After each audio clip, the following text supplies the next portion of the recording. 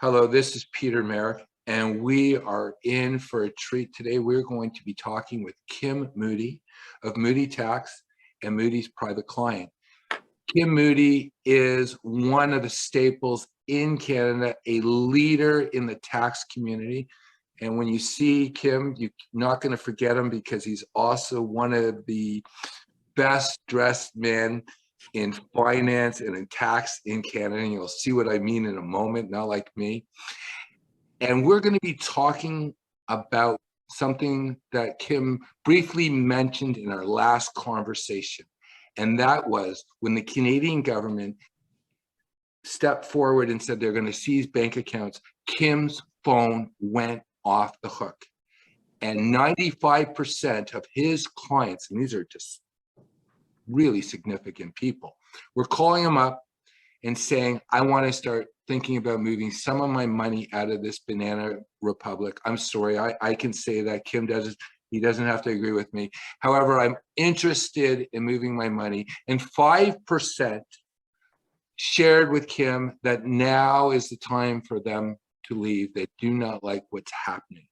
So we're going to be focusing on an individual who is thinking that they want to leave. And we're going to be looking at not just the US, but a variety of countries. And just before I introduce Kim, I want to share that he is a very active member in the Society of Trust and Estate Practitioners.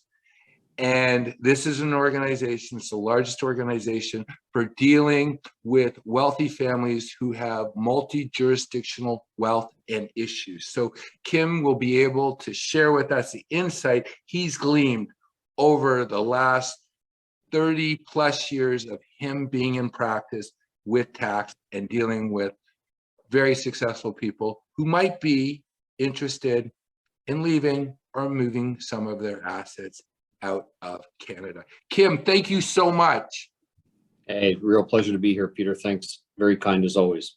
So Kim, what I'm interested in is let's go and talk about that one sentence you shared with me. I remember you shared with me that Justin Trudeau, Christine Freeland did something that no other Canadian government in our recent memory had ever done, and they had united the retiree to the successful business owner when they said that if you would give money to the truckers, which was completely legal, they could seize your bank accounts. And I remember the story you shared that one of those people who called you up was your mother.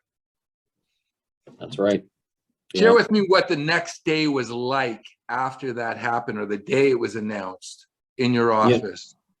You know, the day that it was announced, it was a shock to certainly myself personally and to a lot of our professionals in our firm. And I would say, frankly, it was a shock to many, many, many Canadians. You know, I'm watching the inquiry that's presently going on as we record this, and it's a pretty polarizing thing, obviously, right?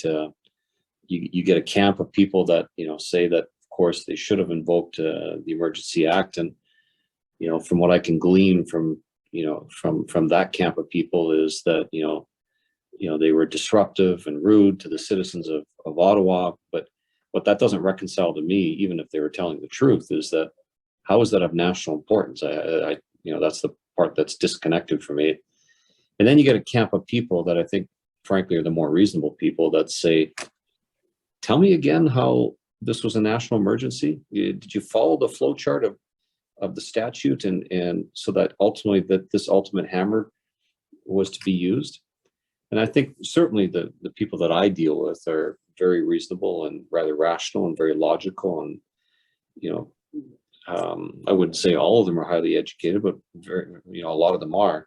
And it's that camp of people that have a lot of trouble with the views of the former, or sorry, the other camp, and count me in the camp of people that have a hard time understanding how they got to the point of invoking the Emergencies Act. And you know, obviously I'll be very keen to read the conclusion of the inquiry, but all to say that when it was announced, you know, in response to your question about tell me what happened the next day, my phone rang off the hook, and it rang off the hook more so when it was announced that that they were freezing bank accounts of certain people.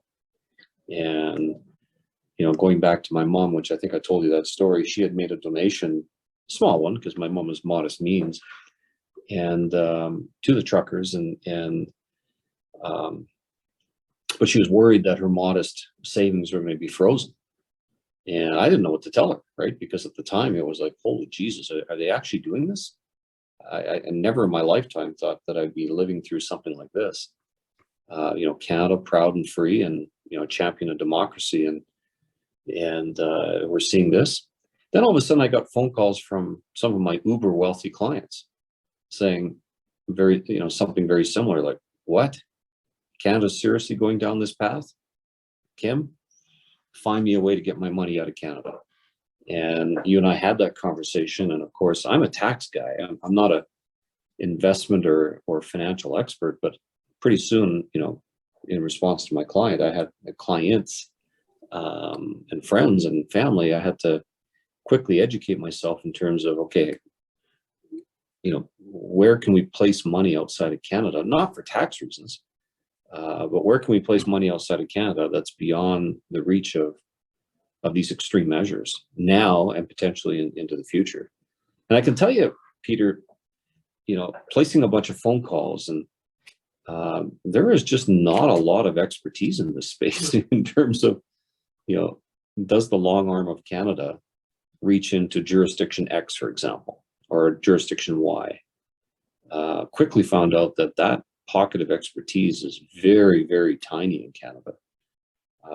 So that was my days, and I could tell you, you know, that is how many months ago already? That's 9-ish, 10-ish months ago. Yeah. Not, my phone still rings now, certainly not as rapidly as it did, and I certainly don't receive as many emails as I did, because I think the shock has kind of worn off. But there's a lot of long memories here, right? And especially with the entrepreneurial class and people that ultimately have worked bloody hard for their assets. And you know, as I said to you previously, if you want to unite a group of people who many times may not be your voter base, but in some cases is your voter base, you know, both, you know, working class or poverty people versus uber wealthy, that was a great way to do it. So it was quite a shock that being on the outside, because there were certain things that I just believed as a Canadian. I said, okay, our economy is not as vibrant as, let's say, the US. However, it's stable, it's security, political, the rule of law, politics is out of law. And then this happens. But it wasn't a surprise, because, Kim, we talked about, I believe it was July 18th, 2017, when the federal government, and I will preface that, the Liberal federal government decided to rewrite or threaten or try to, in the shortest period of time, rewrite the Income Tax Act as it impacted business owners. And they had disregard for the rule of law, tradition, the economy. It's, what did Trudeau say? Budgets balance themselves. yeah. And I can say this because I'm doing an interview with this individual. I'm friends with Justin's half brother, and he actually shared with me that his brother is innately lazy, and he's an A-star lister, meaning he was bred for this, because here he has to do, they just have to, like a racehorse, bring him out, you know, just for like 2 or 3 minutes a race, and then they can do whatever they want with them. And so he's definitely being controlled. And I really am upset, because you shared something with me that stuck in my mind too from our last interview. When you were leading the crusade to protect small business entrepreneurship in Canada, and you shared that you were able to find out the emails of each backbencher and also the cabinet in the Liberal Party, and you sent out an email to all these people, and some of them reached back to you. I find it so disheartening that these individuals, who I would like to think live in their communities, would not say no to these tyrannical mandates, these tyrannical proposals that become read into law. I really shake my head, because if I was to go to Calgary and I was an MP and I went there and I did things that were so distasteful, like removing guns and things like that, if I was a representative, how could I live with my neighbors? I don't understand. Like, I really don't understand this control. Quickly comment that the July 18, 2017 stuff was a real shock, not just to me, but to most of the tax community that dealt with private business owners. And you know, there's a fairly large group of us that led the crusade against the very half-hearted, thought-out stuff. I mean, they certainly didn't engage with the community. It was clearly a shot at you know, private business owners and their families. And some of the narrative that started coming out, that's when I got up to speed on, you know, politics in a real hurry, because I think I might have told you, I mean, my experience of politics is pretty minimal in the whole scheme of things, but I got up to speed real quick that it's a blood sport, as they often say. But it was the deception that really shocked me, right? And I think I might have mentioned to you that, you know, narrative one on day one was, you know, X, and then when people like me and the group of people, you know, that I was part of, pushed back and said, well, that's just wrong, and we pushed back hard and got some media, and okay, well, day two, it's narrative Y, which is so very, very close to narrative one, but they've corrected a little bit, but it's still very misleading, so that the average person who's not a tax person would never notice, right? So that ultimately their narrative continues. That to me is the part that just is so bothersome, right? It's the manipulation, and I get it. Politics is all about votes, and you know, but it's the manipulation and the deception that is just so wrong. And you're seeing it in the Emergencies Act stuff. I mean, the inquiry. I mean, the truckers have been painted as, you know, the most lowly. You know, those people, which, you know, guys like Don Cherry got canceled for saying that. You know, and my God, I mean, they're human beings who felt like their rights are being taken away from them. They have a right to protest. Well, And you're even going to more than that, millions of Canadians like went to the highways to wish these people. They were, I know with me, I cried for so much that I felt I lost the country that I love.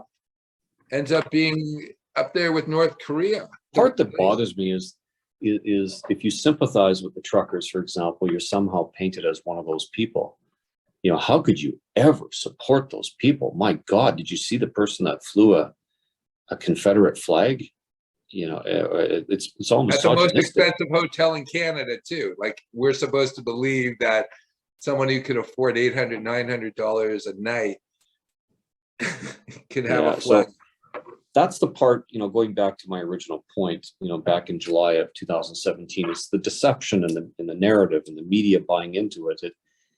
That part really tainted me, probably for the rest of my life, in terms of don't believe everything you see anymore. You know, have a healthy critique of what you're being told. And certainly in tax, I always have had that, but I can tell you from July 2017 forward, it's even more. It's, you know, that experience really, truly changed me. And I think a lot of professionals, it really changed their relationship with government. It changed the skepticism and the critique of accepting the narrative. So, you know, it's too bad, because the relationship between the tax community and business owners and government was generally pretty healthy, and a two-way street. Not so anymore. The thing that I've noticed is if you shoot at someone several different crises at once, they freeze. When they say flight or fight, most people just freeze. And Yeah. this is what the government knows. And then they'll go back a little to go forward and take more. It's like the foot in the door, you know, it's sales 101.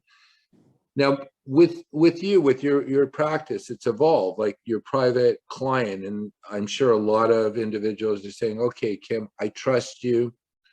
You are my trusted advisor. How do I make sure I have assets somewhere else? And just to preface that, I used to have to explain to individuals that the reason why people were coming from Hong Kong in the 1990s and from China, and they were paying an extra $100,000, $200,000 for a home, people would say, well, these people are terrible business people. Like why would they be paying $200,000, $300,000 more for a home? And I had to turn to them. I said, they're buying an insurance policy. And if you're going to have an insurance policy for your life and for your family's life, you'll pay the extra few $100,000 than what a native Canadian would pay. And you don't have the perspective to understand that they're willing to do this because their lives are on the line, both financially and individually. And as Canadians, I felt that we were quite spoiled, thinking, oh, this would never happen in Canada. No one would ever want to leave Canada. No one, like, this is just the greatest country on the planet. And, you know, I bought into it when the UN used to come out during the 1990s saying, out of 192 countries in the world, Canada's the #1. Everybody loves Canada, right? And you know what the problem is that I learned, and I should have like understood it? Don't buy your own hype. As soon as you do, you're dead.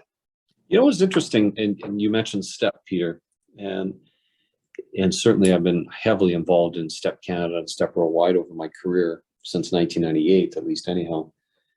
And one of the things that organization really opened my eyes, and it took me a while to appreciate it, is that a lot of countries are just not like Canada. You know, you take for granted that when you deposit your money into your bank account and to your investment accounts or buy an insurance policy, for example, that information is not going to be shared with some bad people. Whereas what I learned, and it took me a lot of poking and prodding, is that, okay, are you telling me that, you know, advisor from, I'll just pick a country, Venezuela, that's not the case? You're actually worried about your family's health and safety if you deposit your monies into a Venezuelan bank account? Really? Holy cow. So how do you do this?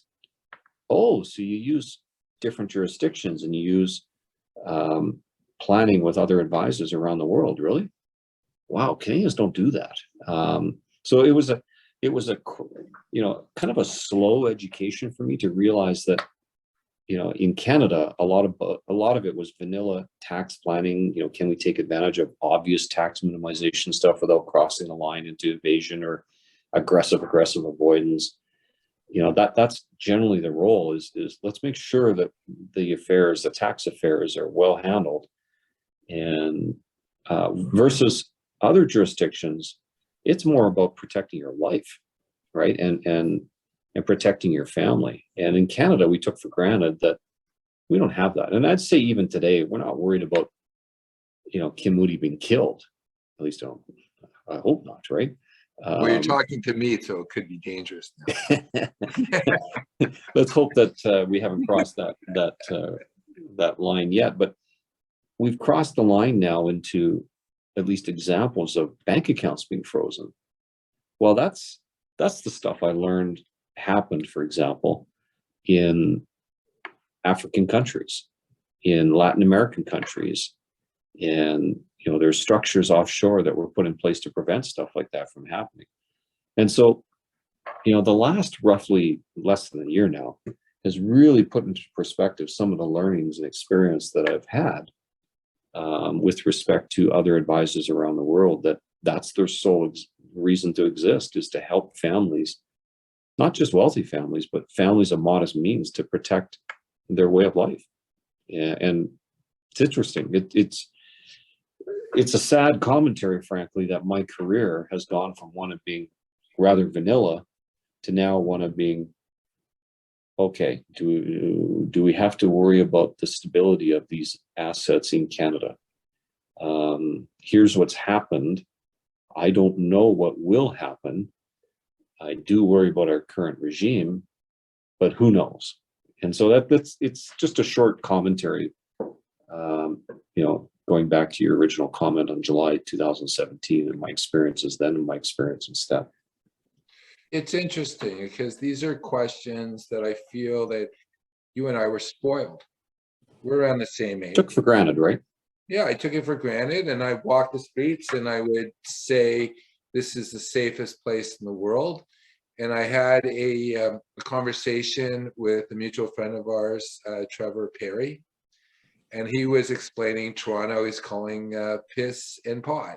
So you go downtown on a hot summer day, it smells like piss and pot. And I'm going, well, I was just downtown LA. Like that's LA. That's not Toronto.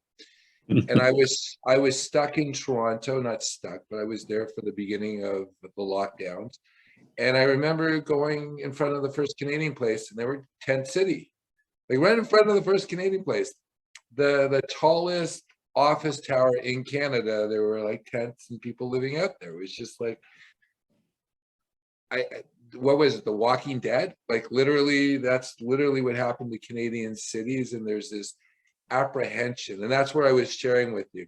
There were the lockdowns, there was the shutdown of businesses, there was attack on taxation for businesses, and then there's the threat of having your bank account seized. And on top of that, you've got Brian Peckford, who has a case. I don't know if they'll let it to the Supreme Court, because I have my thoughts about it. I think they loosened up on all the restrictions so the Supreme Court could say, well, it's not an issue anymore, and just not hear it. And then the government will slap down because those laws will still be in place. But these are things that we have to think about.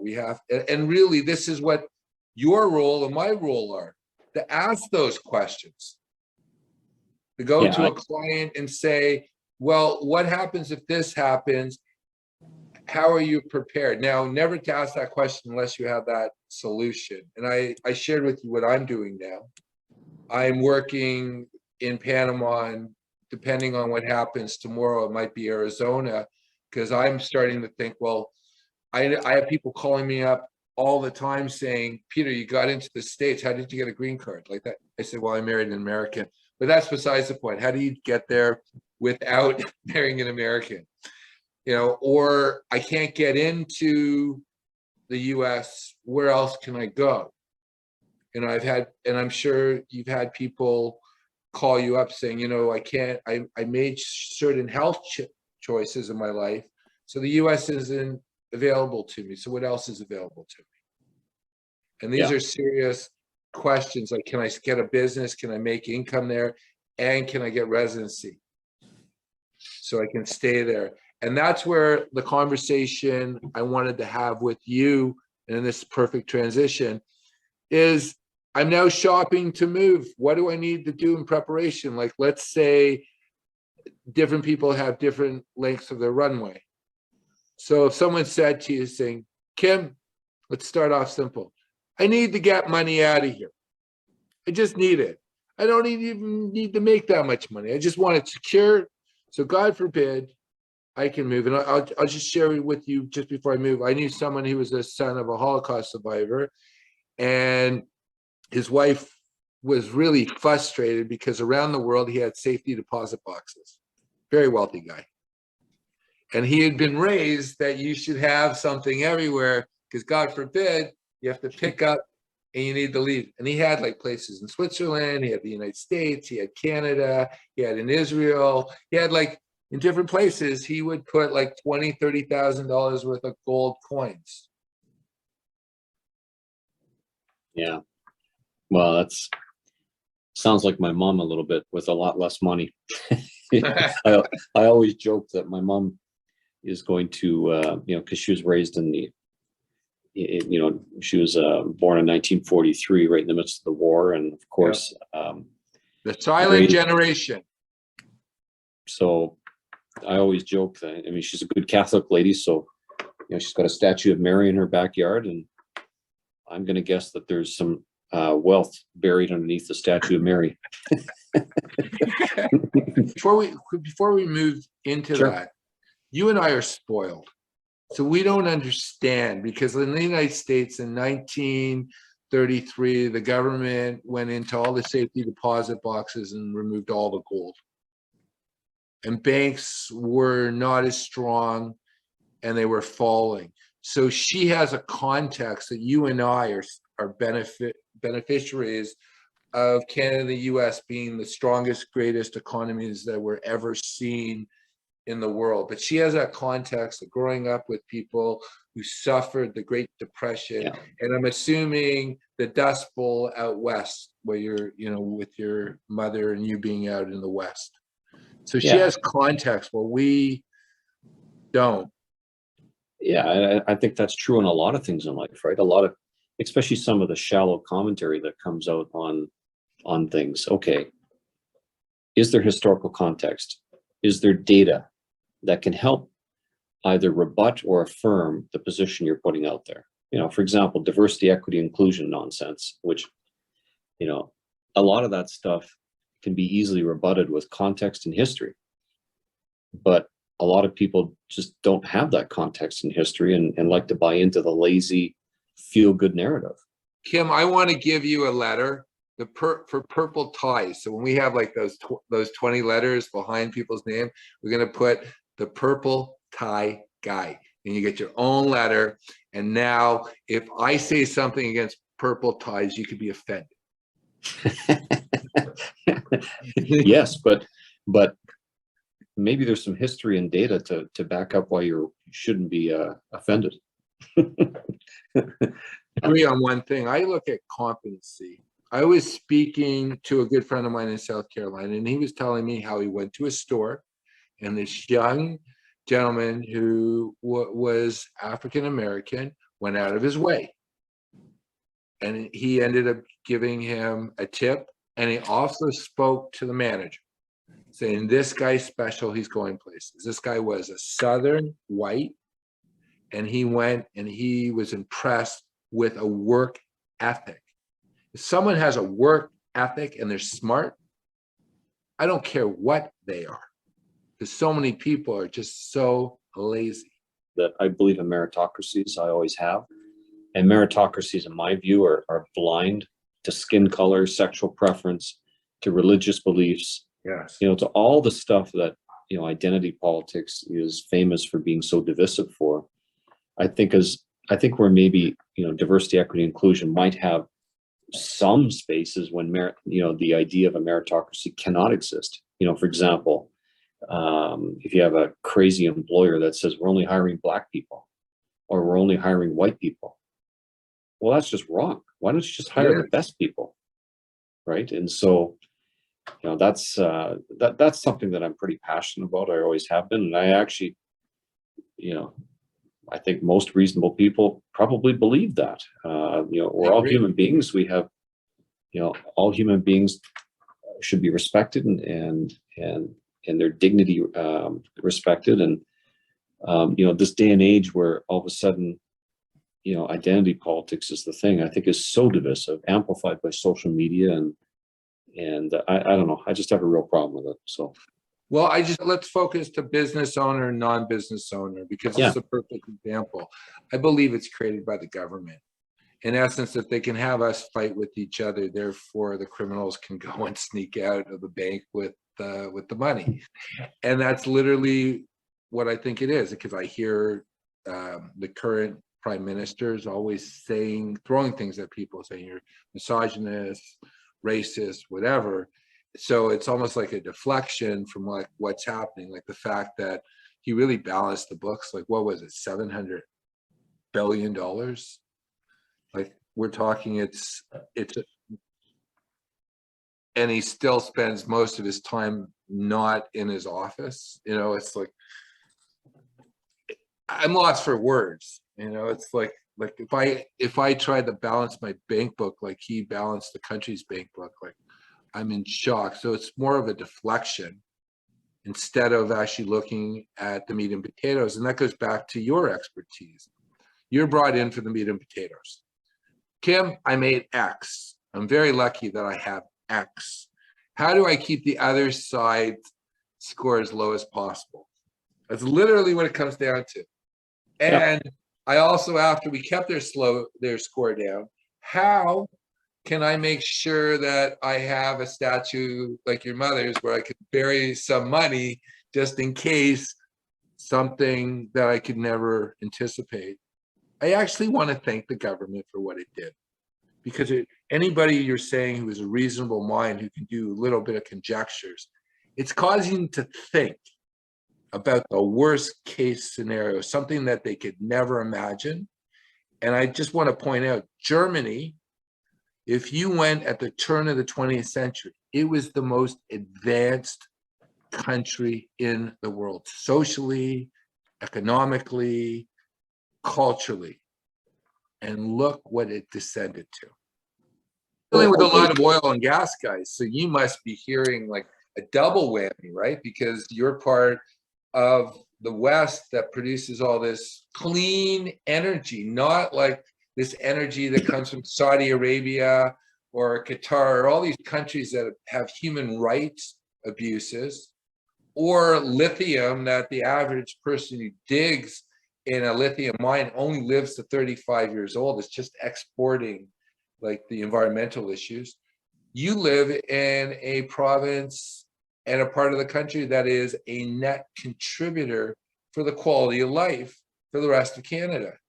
How do your clients and your neighbors feel about that? Well, I mean, I think the rational, reasonable person is quite proud of our energy industry. Of course, you're always going to have the detractors and the people who rail against fossil fuels, but the reality is that the world is dependent upon fossil fuels to maintain its standard of living, and that's not going away anytime soon. And so I think the rational, reasonable person is quite proud. I'm quite proud to support the energy industry. I think it does an amazing job of trying to contribute to Canada, contribute to the world, frankly, and in doing so in an ethical and clean way. And so I'll always be proud of our industry here. And but a lot of your entrepreneurial clients who are in that industry, aren't they saying indirectly, yeah. I just don't want to do it anymore. It's just too, it's like the regulations, like the fact that they're hostile towards me. They're just like we were talking about the truckers, like, oh, these are scumbags, they're fascists, all sorts of stuff. They're not. They wanted to do their work. Guys who want to do their work. Yeah, and the average entrepreneur who contributes to that industry, is typically a proud family man or woman, and wanting to work hard for their family, and so when they're vilified either by environmentalists or their government, their federal government, it's hard, right? And it's so divisive, and so that's the part that I know I'm wishing on fairy dust, and but it would be nice if politics wasn't such a blood sport. I know it has been ever since the Roman era and beyond that, but having said all that, the average Canadian just simply wants to contribute to Canada and live a healthy, prosperous life. Anytime we have an opportunity to take away divisiveness, I think we should jump on that. And in this case, I don't think there's much debate. I mean, fossil fuel industry is here to stay, at least for the foreseeable future. Let's do it in an ethical and clean way, and thankfully Alberta does. Let's take the barriers away. Well, let's focus on the individual. Sure. Those 95% of your calls that you fielded. Let's talk about the individual that says, okay, Kim, you're my trusted advisor. How much runway do I need to go and make those changes, to leave Canada or leave my money? What conversation would you have with that client? Let's say you've got a client who's worth, let's say, $50 million. And he says, I love this country, but I'm a little concerned.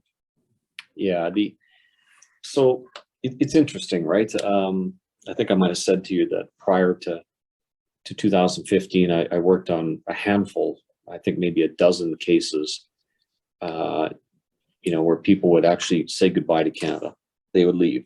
Some of them were professional athletes that had worked, in the States or otherwise, and made their home elsewhere. So So there's some cases like that. There's some lifestyle cases, but there was never the, the, oh my God, I'm scared of what's happening in Canada, and the business environment is very hostile, and so never had any of those cases, because Canada was always kind of the safe haven, right? And so it was typically lifestyle. So fast forward to mid part of last decade, and then today, especially COVID and some of the policy responses, and no shortage of articles and test balloons being put out by the Prime Minister's office about MMT, the modern monetary theory of economics, and also should Canada introduce a wealth tax, and things like that just spook the average entrepreneur. And so it usually starts with finally having the courage to either send me an email or send a note, or a phone, or just do a phone call and say, Kim, I'm thinking that in an ideal world that I'd leave Canada, and what is it going to take for that?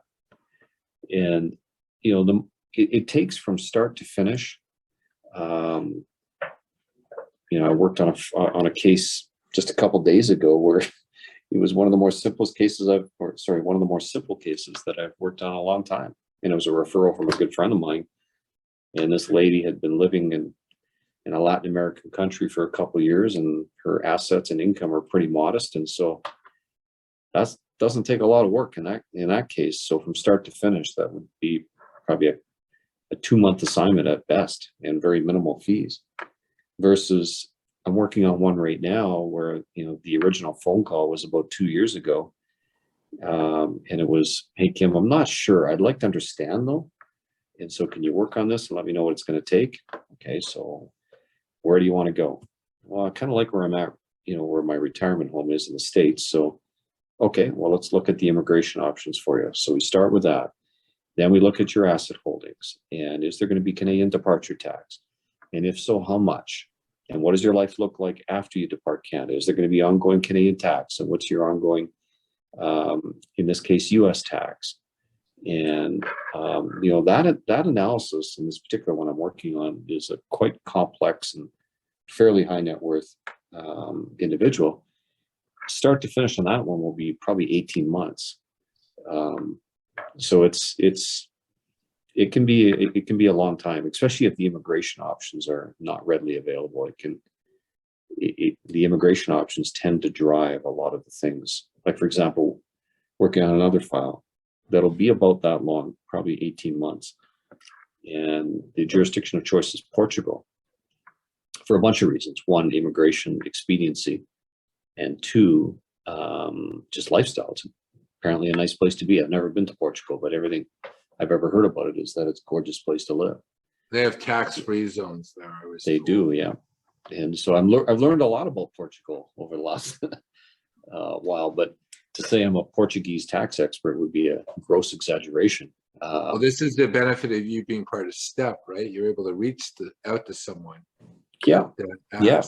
So we work with Portuguese advisors both on the immigration side and other legal side and tax side, and so all to say that it really does depend on the assets you hold, when you want to go, what are the immigration options, what's the country of choice, and it can be a very complex, time-consuming exercise. And you're probably about right, because I think I mentioned this to you before, and you mentioned it a couple of times now.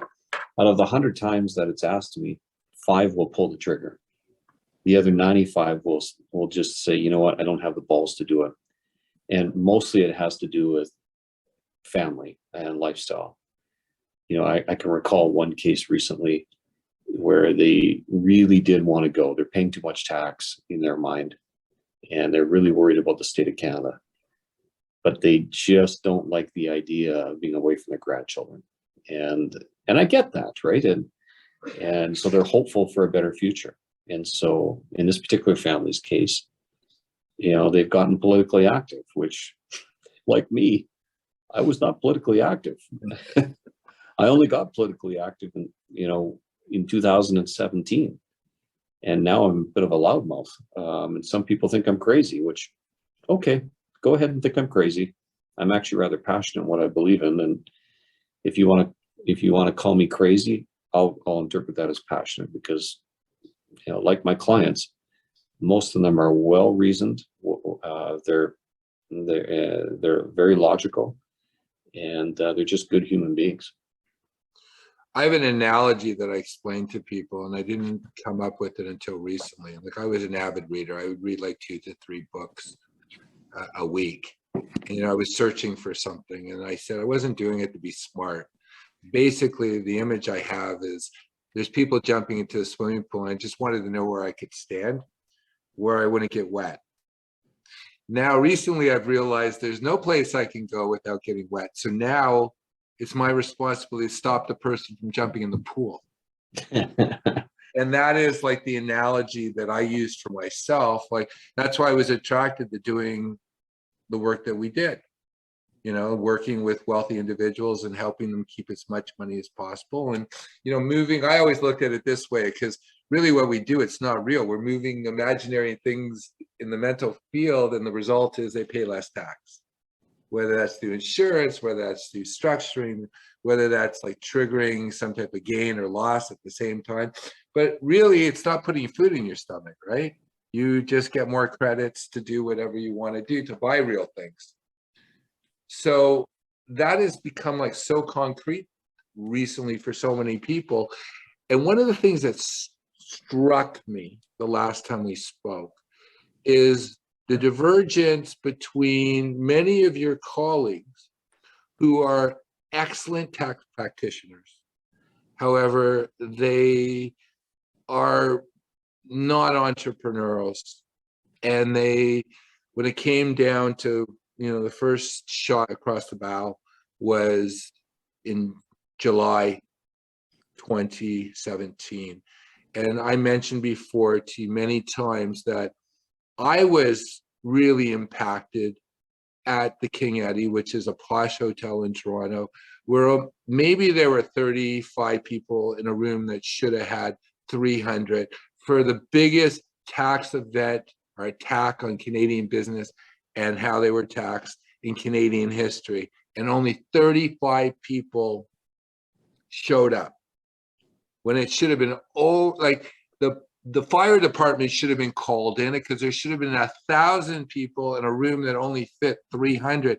And you shared with me that was the case when you were doing these same things in an entrepreneurial environment, being Calgary and small business and celebrating small business. While there's many people who might know what to do, there's very few people who actually take action to do it. I'm going to give an example. And this is why I want our listeners to listen what I think the difference between Kim is and someone at a big 4 firm or big 6, I don't know, it depends on what you want to count it, is these people are employees, while Kim is an entrepreneur running his own firm. So he's actually being impacted by the same things. And I'll just share with you. It's one of the top tax lawyers I knew. My father was a tax accountant. And I sat with him in the early 2000s, and he was at a firm. It was Goodman & Carr just before it collapsed. And he was a partner. And he said he was a partner, but he was really an employee. He didn't really have a say the direction of the firm. And we know what happened, too, because he didn't have a say of the direction of the firm. The firm's not here anymore. It wasn't his fault. That's what happened. So I think that's a huge mindset that people have to think about. Like, if someone doesn't have a crisis, then why are they going to actually think about the worst case scenario if everything's taken care of? Because I go to someone at a bank who's a broker, and he says, oh, I'm like Buffett, I buy businesses. What do they know about running a business? They have a defined benefit plan, maybe. They have their taxes remitted to the government. They have their health care. Everything's taken care of for them. All they have to do is tell people a lie. I buy businesses like Buffett. They know nothing about business. And Buffett only buys on the stock exchange because he's not able to buy them direct, but he only buys the companies he understands. So how do you go to someone and say, I understand you? It's like, I'm going to talk about if I want relationship advice, I'm not going to go to somebody who's been married 5 times. I'm going to go to someone who's been married 60 years. And I'm not going to go to a government employee to ask about entrepreneurship. I'm not going to do it. It's not happening. I think people, not think, I know people sense when they're dealing with you, Kim, your personality, just by the choice of dress, people know that you are not shy. No, I'm not shy. I'm certainly not shy to speak about what I think is right. Of course, that gets me into trouble sometimes. You know, when people loudly disagree with me or call me names or what have you, which is fine. But I will say that your analogy of entrepreneur to entrepreneur, yeah, I play that, right? I mean,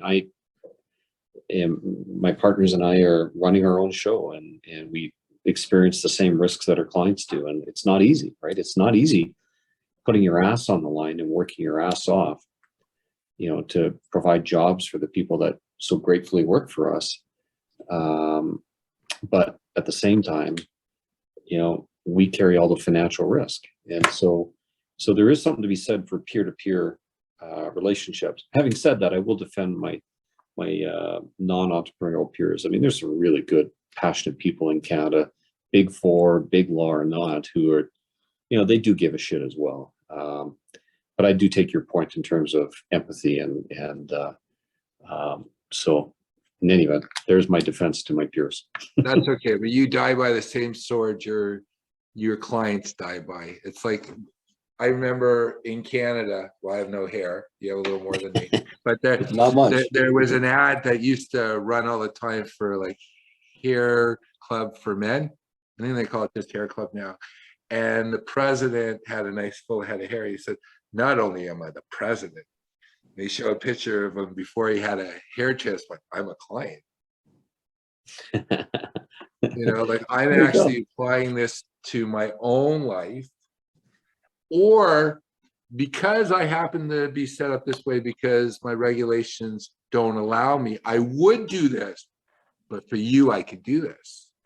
You know, because that also happens, because I also know that you have certain restrictions because you're a CPA, or the truth is you're a CA, because like for people who don't know, Canada had 3 levels of accountants: CGAs who used to be bookkeepers, and then you have CMAs who worked in business, and then you would have the CA. And Kim is a fellow of the Canadian Institute of Chartered Accountants, which now is become, I can say Kim because I don't have to be politically correct because I'm not a CPA. So if you look at initials, you'll see that they have a CPA, and you'll see a CA or a CGA or a CMA. And with Kim, you'll see an FCA. Yeah, something I'm quite proud of. So, well, it is, because the reason I'm so happy that we're speaking, Kim, because you've contributed a lot. I benefited, and I as I said in the past, the reason why I enjoy speaking with you is because in 2017, that event changed my life, and I want to share with you why it hit me, because I didn't share this the last time with you. Bank of Montreal brought me down to Argentina. I'm in Buenos Aires. I'm there with my wife. You could see at the turn of the 20th century that this was a rich, vibrant country, Argentina. And what happened? Corrupt, bad government. And here was a country that at the turn of the 20th century, per capita, the people were living better than they were in America. But then corruption and crony capitalism made this a third world banana republic. And I remember thinking that Trudeau had just been elected, and I went to the Canadian Club in Toronto just before my flight to listen to the new finance minister talk about what he was going to do and for the next budget, because I thought my whole life might be ruined, and I was glad I was going on vacation. So when I went back down to Argentina, I left with that prison, because he said nothing. He didn't tell us what he was going to do the year after. He gave us a nice little budget in 2016. So I looked at that, and I looked at Canada, and I said, Canada could become like Argentina. because it was once the greatest place. Just like if you go, Turkey was once the greatest place. Spain was once the greatest place. Iraq, Iran, all these places at one point were the greatest place. How did they not become a great place? Because the citizens got fat and lazy and let incompetent people take over. And it's our responsibility, especially as entrepreneurs, to go and speak out. And you're lucky, you get to speak out. You're not in a firm where someone says, well, no, you can't say anything. Now, you're going to do it because you have filters, but it's not like, no, you can't speak your mind. Yeah, no, I think you know me well enough now, Peter, and people around me know me well enough that if, I'm going to say what I think. Do you think the Conservatives are going to win? I sure the hell hope so. I think they've got a very decent shot. I do think, regardless, of partisan politics, Canada needs a change in policy and direction. Regardless, we've lived in deficit financing, and that we're on a dangerous course here in Canada economically, but more so socially as well. We've just got to get back to what's made Canada successful, and what's made Canada successful is a lot of hard work, where hard work is not wrong. It's actually celebrated, and a lot of those core principles of entrepreneurialism should be celebrated instead of attacked. And so I'll just say that given our current environment, I do hope the Conservatives win. I don't think that's a shock to anybody that knows me, and I do hope that one of my passion projects is calling for comprehensive tax reform and review. And I hope the Conservatives, if they do get elected, that they have the courage to call for that, because it'll take a significant political risk, but it would be for the benefit of Canada. Because as much as tax is not the most important thing in the world, which clearly it's not, it's one of the most complex things in the world, and it deserves the time and energy to spend and try to get it right. And that's something that's long overdue in Canada.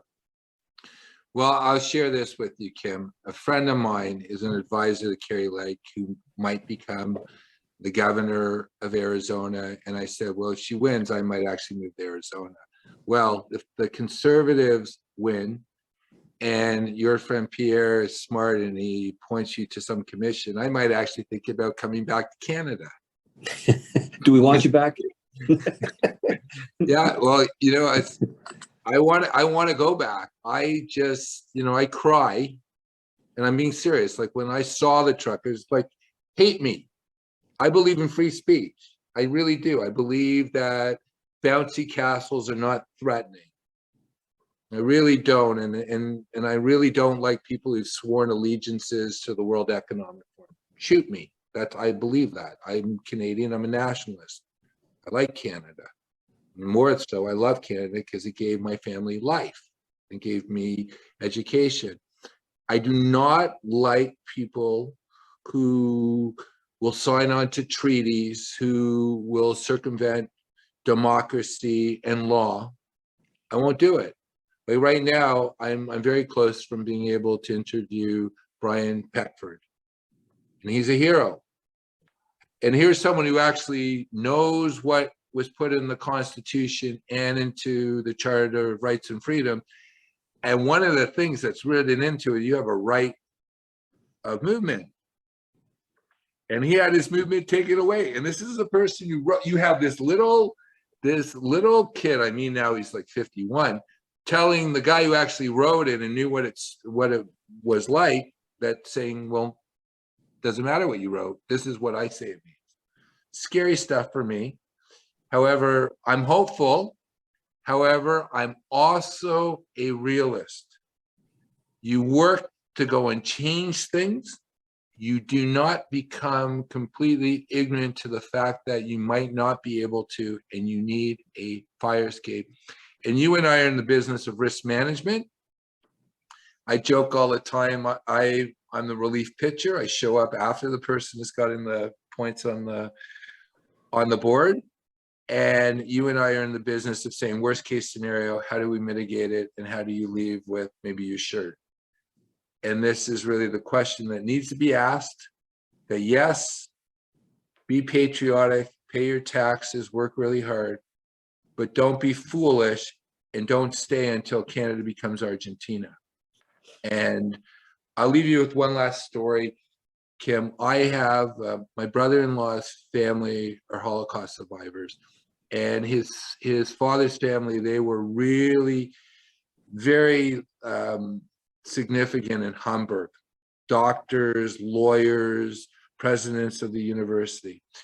His grandfather, I'm talking with his father, his grandfather decides to leave Hamburg, which is the high culture of Germany, Hamburg. And they go to Palestine. They go to, this place that has swamps. And the whole family said, why would you go there? It's the middle of nowhere. Why would you leave Hamburg? As I'm sitting there with my brother-in-law's 80-year-old father, he's a doctor, and it's his birthday party, he says, my family are the only ones who survived. Those who chose to stay in Hamburg, they're not here now. Yeah. And the only thing not known is the history not studied. And I applaud you, Kim. And I know that you are represented by Red Pill Speakers with Rob Abrams.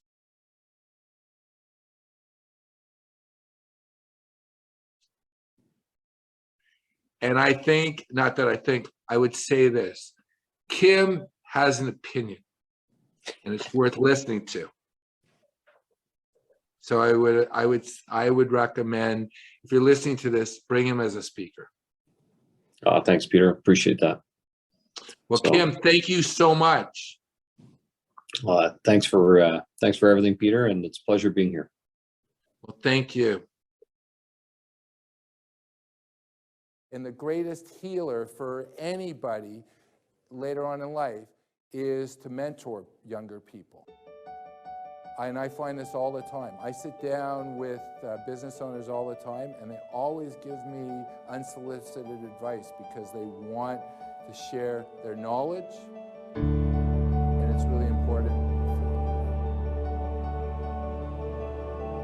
Here with me is Peter Merrick, president of merrickwealth.com. Peter is an income and capital enhancement consultant, speaker and author. He is also a recognized expert in the world of succession planning. There's over 800 published articles and 3 industry textbooks. He's a Canadian who joins us today from San Diego, California. Thanks for joining us. So, Peter Merrick, tell us about you. Well, I've been in the financial service industry since the end of 1991.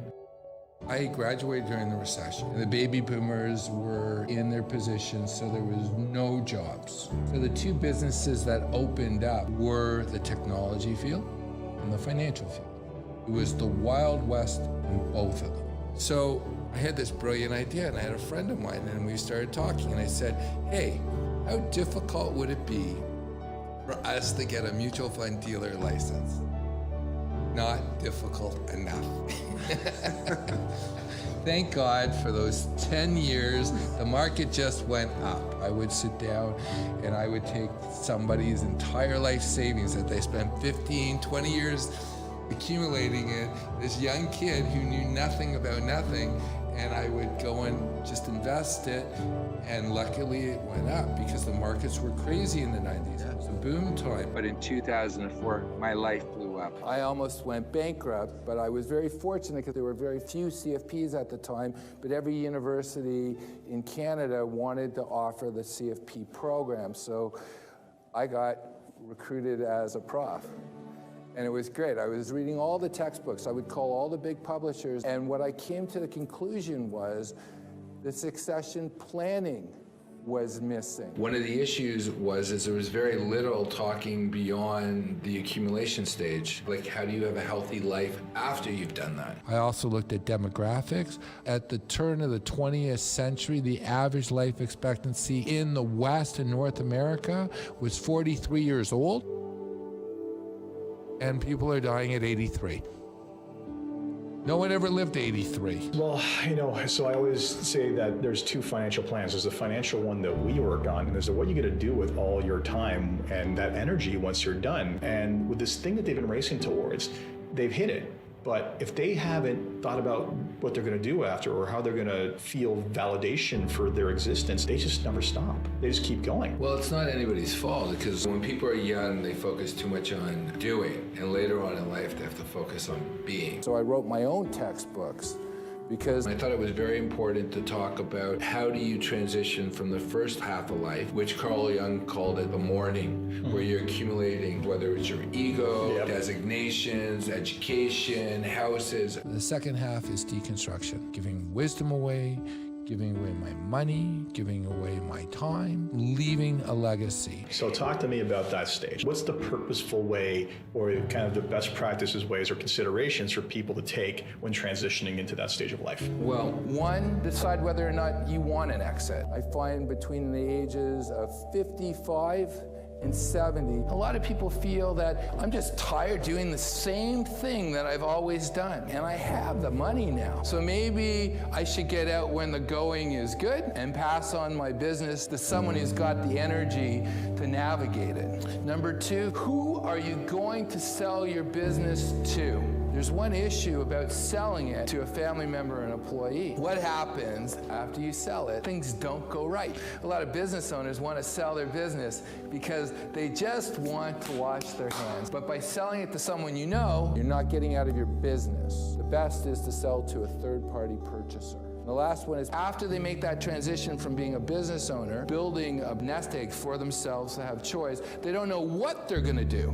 I've spoken to people who say, you know, I'm going to take up golf.